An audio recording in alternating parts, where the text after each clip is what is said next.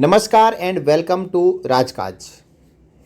राजस्थान सरकार ने राजस्थान डिस्कॉम्स के सभी सेवारत कर्मचारियों के लिए दुर्घटना बीमा और अन्य सुविधाओं से lace state bank of India के साथ में एक एमओयू साइन किया है और इस एमओयू के तहत एक्सीडेंटल डेथ होने पर 1 करोड़ रुपए की मुआवजा राशि यानी दुर्घटना बीमा उस कर्मचारी के परिवार वालों को दिया जाता है।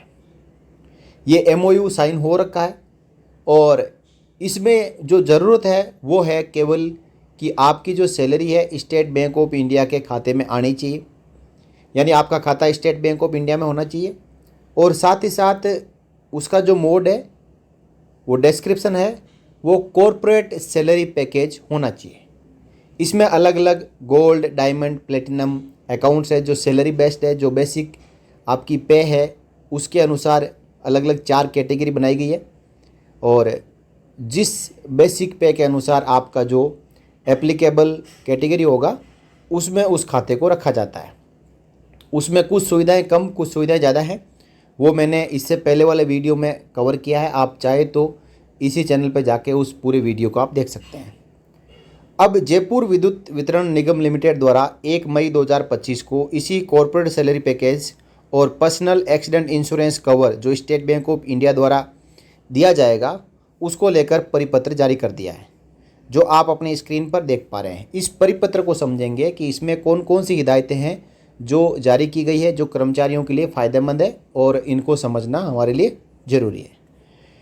राजस्थान डिस्कॉम्स द्वारा माननीय मुख्यमंत्री महोदय राजस्थान सरकार की उपस्थिति में दिनांक 22 अप्रैल 2025 को भारतीय स्टेट बैंक के साथ में एक समझौता ज्ञापन यानी मेमोरेंडम ऑफ अंडरस्टैंडिंग पर हस्ताक्षर किए। इस समझौता ज्ञापन के फलस्वरूप डिस्कॉम्स के सभी सेवारत कर्मचारियों जिनके वेतन बैंक खाते स्टेट बैंक ऑफ इंडिया की शाखाओं में खुले हुए हैं उनको 1 करोड़ रुपए के व्यक्तिगत दुर्घटना बीमा के अतिरिक्त सामूहिक जीवन बीमा और बैंक द्वारा प्रदत्त अन्य परिलाभ और सुविधाएं भी उपलब्ध हो सकेगी। व्यक्तिगत दुर्घटना बीमा एवं अन्य परिलाभों की समझौता ज्ञापन में निहित विस्तृत जानकारी संबंधित निगमों की वेबसाइट पर उपलब्ध है।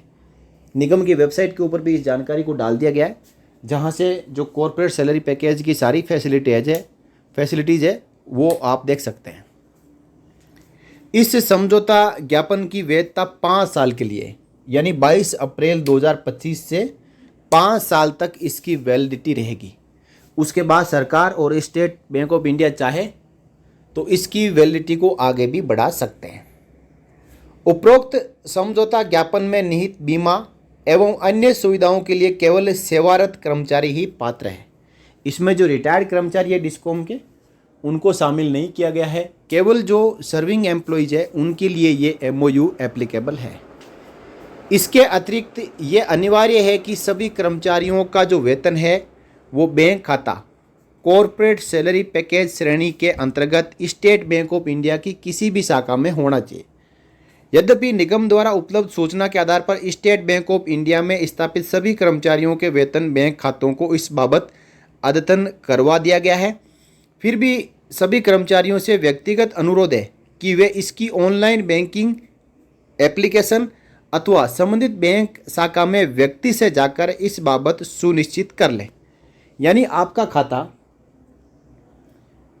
कॉर्पोरेट सैलरी पैकेज में है, इस बात को आप जाके अपनी बैंक ब्रांच में चेक करेंगे, अपना खाता नंबर बता के, और बैंक ब्रांच से रिक्वेस्ट करेंगे कि आप चेक करिए कि क्या मेरा जो खाता है वो कॉर्पोरेट सैलरी पैकेज है। इससे पहले देखिए यहाँ पे बात कही जा रही है कि निगम द्वारा उपलब्ध सूचना के आधार पर स्टेट बैंक ऑफ इंडिया में स्थापित सभी कर्मचारियों के वेतन बैंक खातों को इस बाबत अद्यतन करवा दिया गया है। देखिए जो HRMS में सूचना अवेलेबल है उससे सभी सर्विंग एम्प्लॉइज़ के जो बैंक खाते हैं वो निकाल के डिस्कॉम ने स्टेट बैंक ऑफ इंडिया को दिए और कॉर्पोरेट सैलरी पैकेज में उनको कन्वर्ट करवाया है। इसके बावजूद हर एक कर्मचारी का ये फ़र्ज़ बनता है कि आप अपने ब्रांच में जाके आपका खाता कॉर्पोरेट सैलरी पैकेज में कन्वर्ट हुआ है या नहीं हुआ है चेक जरूर करें। यदि नहीं हुआ है तो एप्लीकेशन देके वहाँ पे आप कॉर्पोरेट सैलरी पैकेज में इसको कन्वर्ट करवा लें।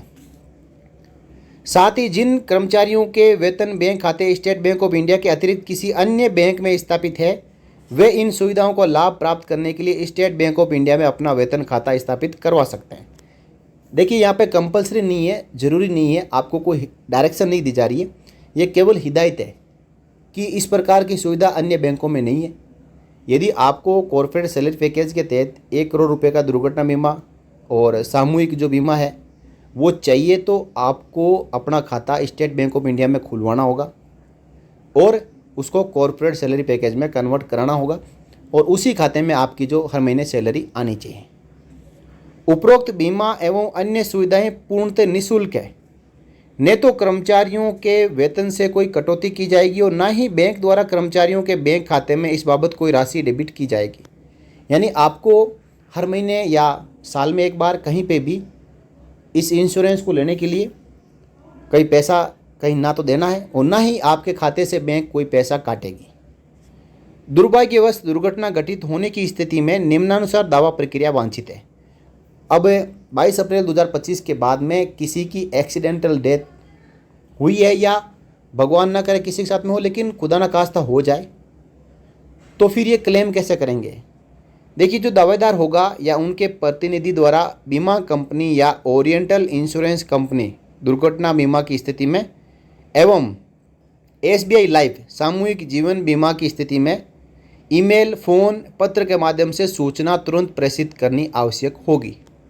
सबसे पहले क्या होगा कि जो डेथ सर्टिफिकेट हो जाए, उस डेथ सर्टिफिकेट के साथ में ये सूचना देनी है कि इस प्रकार एक्सीडेंट हुआ और जो सेवारत कर्मचारी है उसकी एक्सीडेंटल डेथ हो चुकी है। तो सबसे पहले इसमें सूचना देनी जरूरी है।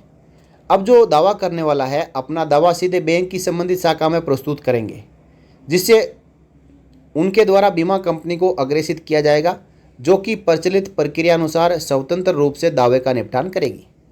अब जो जितनी भी बीमा राशि है, एक्सीडेंटल डेथ है तो 1 करोड़ रुपए, डिसेबिलिटी है तो 80 लाख रुपए, एयर एक्सीडेंट इंश्योरेंस है यदि कवर है तो 1.5 करोड़ रुपए, इस प्रकार अलग अलग उसमें इंश्योरेंस कवर दिया जा रहा है। तो जो भी बीमा राशि होगी वो भारतीय स्टेट बैंक में स्थापित लाभार्थी के वेतन बैंक खाते में ही जमा की जाएगी। यानी जो लाभार्थी का सैलरी अकाउंट है उसी में जमा की जाएगी। तो इसके लिए बेस्ट ऑप्शन क्या है कि उस सैलरी अकाउंट को हमेशा अपनी स्पाउस के साथ में, यानी जो आपकी नामिनी है, नामिती है, उसके साथ में जॉइंट रखें। यदि जॉइंट नहीं रखें तो उसका जो नॉमिनेशन है वो करेक्टली अपडेट हो। नॉमिनेशन अपडेट होगा तो पैसा नॉमिनी को मिल जाएगा। यदि अपडेट नहीं होगा तो बाद में कुछ समस्याओं का सामना करना पड़ सकता है। इससे अच्छा बेस्ट है कि जो भी आपका सैलरी अकाउंट है उस अकाउंट को अपनी पति या पत्नी के साथ में जॉइंट रखें, ताकि आइदर वो सर्वाइवर जो भी उसमें से ऑपरेट करना चाहे वो उस खाते को ऑपरेट कर सकते हैं। उपरोक्त परिप्रेक्ष्य में सभी नियंत्रणाधीन अधिकारियों को निर्देशित किया जाता है कि उपरोक्त समझौता ज्ञापन की जानकारी निम्नतम स्तर तक कार्यरत सभी कर्मचारियों तक पहुंचाना सुनिश्चित करें।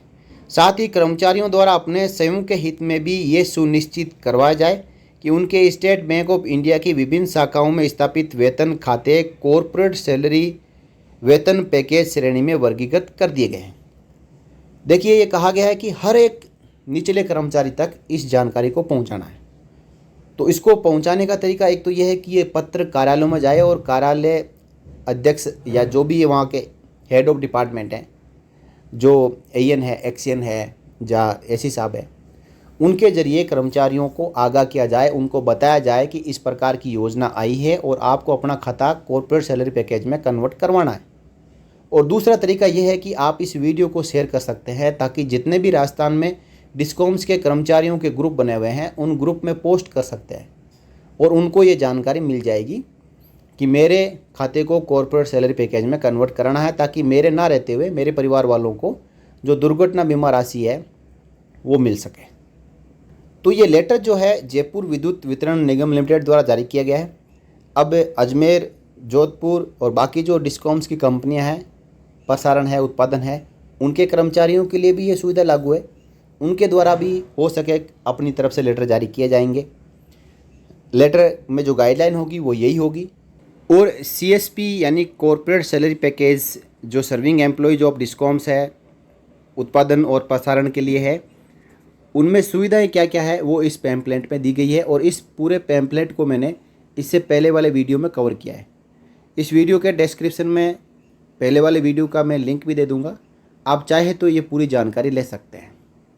तो इसमें अलग अलग किस किस कैटेगरी के लिए कौन कौन सा जो अकाउंट है उसमें सुविधाएं क्या मिलेगी, कितना इंश्योरेंस कवर रहेगा, साथ ही साथ जो कॉन्टैक्ट नंबर्स है कहाँ पे इन्फॉर्म करना है एक्सीडेंटल डेथ हो जाए या कहीं कंप्लेंट करनी है तो उनकी जानकारी क्या है, वो सब इसमें कवर किया गया है। यदि आप पर्सनल लोन लेना चाहते हैं, होम लोन लेना चाहते हैं या कार बाइक लोन लेना चाहते हैं तो उसमें भी कई सुविधाएं यहाँ पे CSP अकाउंट के ज़रिए दी जा रही है। कई ऐसे चार्जेज है वो वेव ऑफ किए गए हैं जिनको भी आप यहाँ पे समझ सकते हैं। और CSP अकाउंट की जो ढेरों सुविधाएं हैं उनका भी लाभ उठा सकते हैं। तो साथियों, ये थी कॉर्पोरेट सैलरी पैकेज के ऊपर एक जानकारी जो आप सब के लिए बहुत ही महत्वपूर्ण है। इसलिए इस वीडियो को आप सभी ग्रुप्स में शेयर करें और हर एक कर्मचारी तक पहुंचाएं ताकि कर्मचारी इंश्योर कर सके कि मेरा खाता कॉर्पोरेट सैलरी पैकेज में है। तो इस वीडियो में इतना ही, फिर मिलेंगे, तब तक के लिए नमस्कार।